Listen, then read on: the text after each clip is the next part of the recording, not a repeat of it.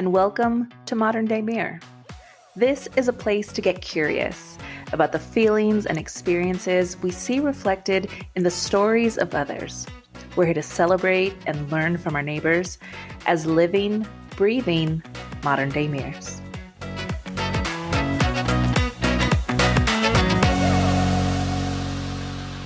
Hey there, folks. This is your host, Cecilia, and on today's podcast, we'll hear from a musician and songwriter by the name of Nine. So the reason my name is Nine these days is I perform a lot around town under the name NineFingers, and so it just got kind of shortened to that. The chance to collaborate with Nine felt very serendipitous. In the same way this podcast exists to create space for our neighbors' stories, Nine is passionate about amplifying the voices of fellow artists.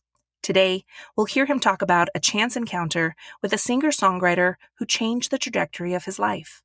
His story starts with a late diagnosis and the ways it shaped his relationship to music. I've recently tested and found out that I was on the autism spectrum, which is, it made complete sense once I knew that, but it's just not something I never thought about before. I just was like, yeah, I'm part robot, and that's just how I am. And it just never occurred to me to really delve into that for some reason.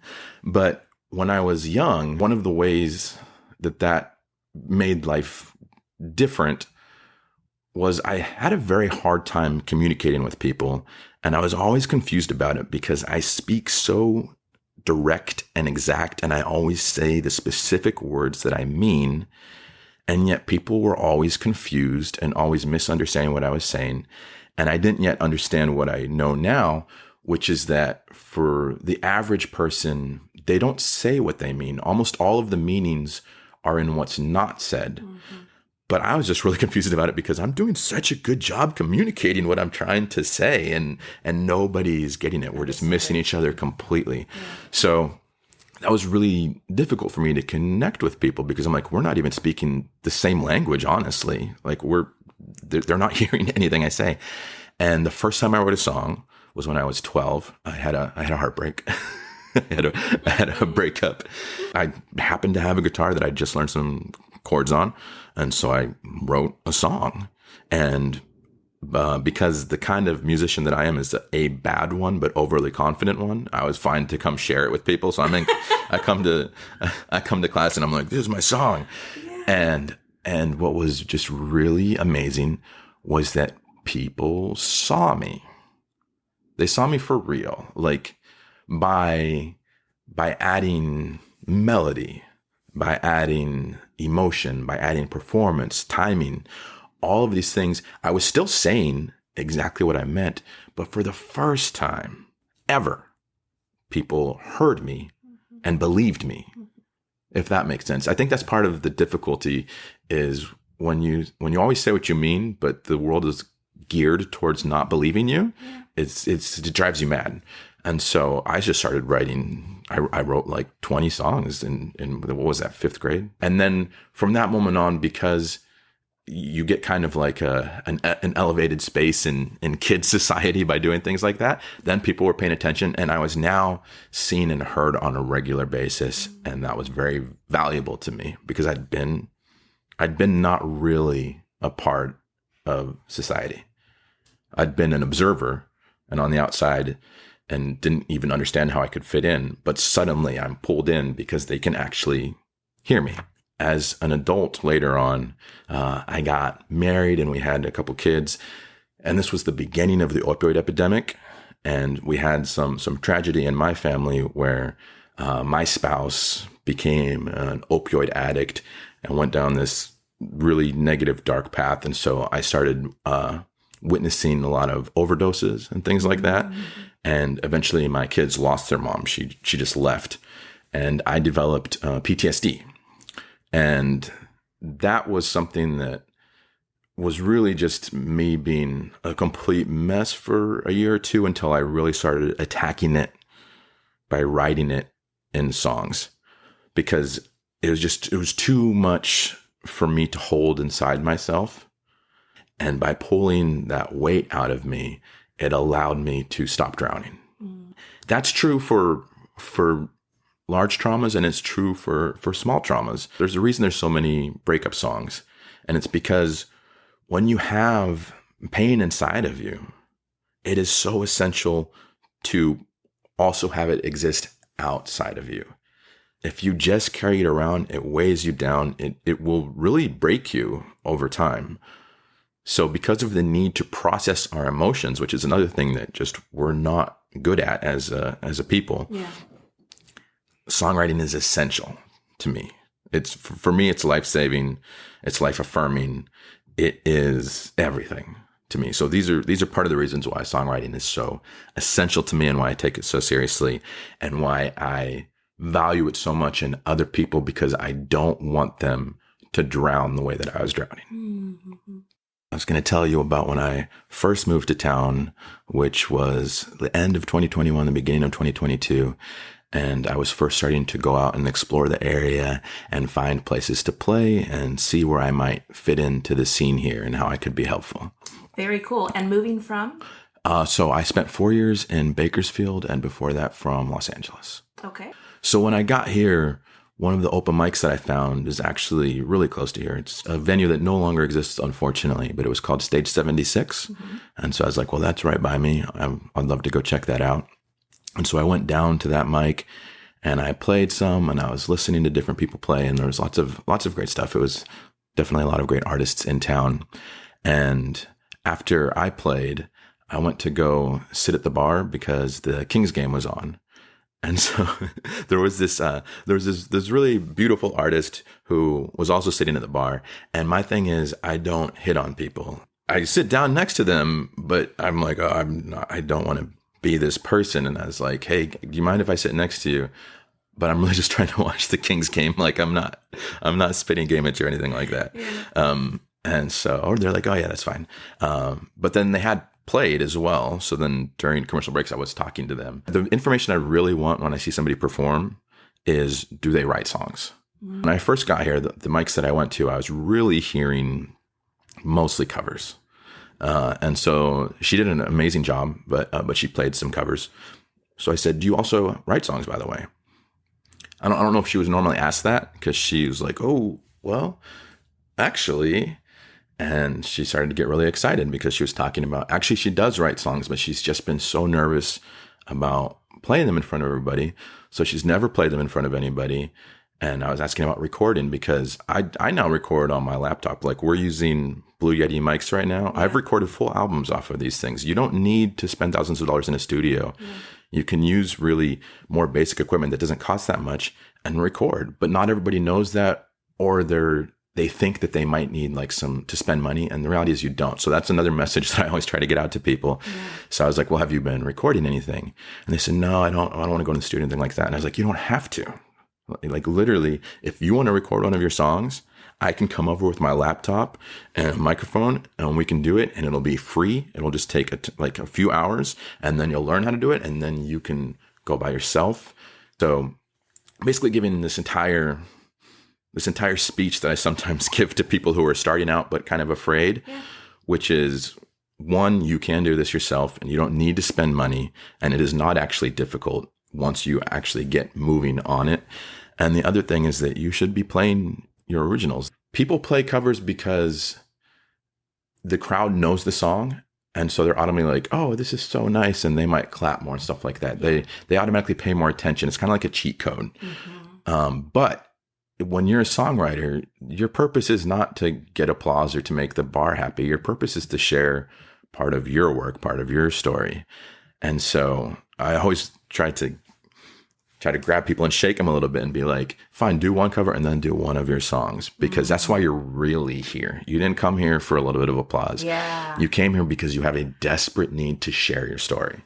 It sounded like she hadn't really had this type of discussion with anybody and gone into like her own hopes and dreams about her work, or been encouraged just because it hadn't come up because she wasn't bringing it up. We had a really great conversation, and she was starting to get like really animated and happy. And I was like feeling good, because that's one of my goals, to get other artists moving forward. It's something that I happen to be good at on my own from a young age, but I noticed that so many brilliant artists have a very difficult time making those first steps. So because that's something that I've been able to do. I'm like, I can push you that way because I hate to see you get stuck. I see some of the most brilliant people never release anything because they're so caught up in trying to make the thing perfect. And it's like, no, that's not how the process works. So tragic. The process, it perfects itself by moving forward. You roll it forward, and then that's how it becomes perfect. It can't be created perfect in the first instance. Yeah. It just doesn't work that way. Yeah. So we had all of these various aspects of conversation. She's like, well, I have to work early tomorrow, so I should be getting back. But I'm really excited, and I've decided, I'm going to do that, and I'll take you up on that offer of recording. And so, like, I've got some time this weekend probably. So let's do it. So I was like, yeah, sure. I got it. She gave me her Instagram. She said, message me on Instagram, and then tomorrow I'll get back to you and we'll figure it out. This, I know she was really excited because she was like, let's do a shot. Like, I've never done a shot. But I feel like celebrating. I was like, yeah, sure. And I hadn't done a shot in quite a long time myself, just because, I mean, I was drinking, but like, just shots just wasn't something that I'd been on for a minute. Yeah. So she's like, what kind of shot should I get? I was like, I don't know, dude. Like, you gotta sort that out. She got us 2 shots. And I also want to be clear, she was not drinking diet soda all night. It was just part of like her celebrating, like, I'm really going to do this. I'm going to move forward. And so I was like, man, that was a really great interaction. Hopefully this will be a good experience for her. And even if not, it's still moving forward. And then she can just get herself going. So I messaged the Instagram. And then it's not just that it doesn't get responded to, it doesn't get opened because we weren't friends. She gave it to me to message her, and then she was going to accept the request. So I got home later that night and she didn't accept it. And I was like, I should probably get it tomorrow. So then tomorrow I'm like, wow, that's really weird because I'm not hearing anything. And she was so excited. So like, man, that's really strange. But I stopped thinking about it. I was kind of doing my own thing. And then I see a post on Instagram from that Mike host from Stage 76. And someone's talking about a tribute. And I said, wait a minute, what's happening here? I start research on the internet and everything. And it turns out that artist, when she left the venue, she never made it home. And she ended up passing that night. Wow. And that is why she never opened the message. And so when I found that out, I was, it maybe sounds like a strange reaction, but I was furious. I was just so angry because she was so close to recording these aspects of her. And listen, a person is much more than the songs. She had an amazing full life, like reading about the obituary and all that. She sounded like she was killing it in all aspects of life. And so I don't mean to say that without this, it's incomplete, but I consider it a big deal that those songs have gone unheard. And we don't even have a chance to hear them now. It made me really, really angry. And it made me feel like I was moving too slowly and maybe getting a little too wrapped up in my own work and trying to succeed, because this other aspect of helping people start out is the only place in music that at the time that I was actually would ever get any happiness out of it. Because normally it's just frustration. I'm working so hard, but people aren't paying attention at a level that will make me happy. And so I'm doing music, but I'm mad. Whereas when I'm able to help push somebody else along, that makes me happy. And so I was like, I am doing this wrong. Like, I need to refocus this. So it was just very distressing to me because I felt like I got to her like a week too late. If we met a week earlier, there would be these songs and they'd be like demos, but they'd be there. And to me, it's just so important that they exist. That really, it just restructured the way I was thinking about things. And so I started to really, really lean into community. I started running multiple open mics. I started running songwriter showcases. That was in March of 2022. By April, I was already running 2 original music open mics in the city. People like to say like, oh, like bad things happen for a reason. And I don't think that's true. But I do think that if you develop the skills, you have the ability to take bad things and shape them into something new, so they don't have to just be these bad things. That fury that I felt about just meeting her a little bit too late to get the demos out. I then did my best to transform into jet fuel for getting other people's stuff out there.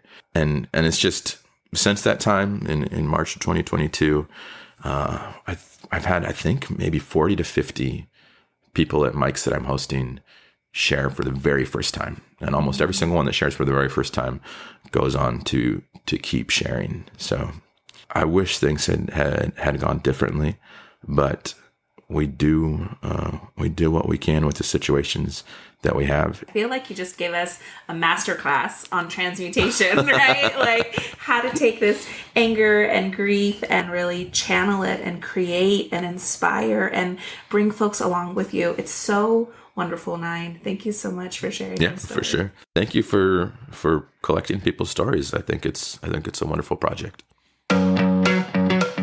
It's inspiring to listen to the ways Nine continues to heal not just himself, but also his community by sharing his passion and talent with others. As a treat for our listeners, we've got a short bonus episode with Nine this week, where he talks about his relationship to success as a musician and an innovative idea that's bringing together songwriters across cities. Be sure to check out the podcast notes where you can find links to more information about Nine and the work he's putting out in the world, all the Modern Day Mirror social media pages, and more information on how you can be our next guest. If you enjoyed today's episode, please leave us a rating, subscribe, and share it with a friend. Thanks so much for being here.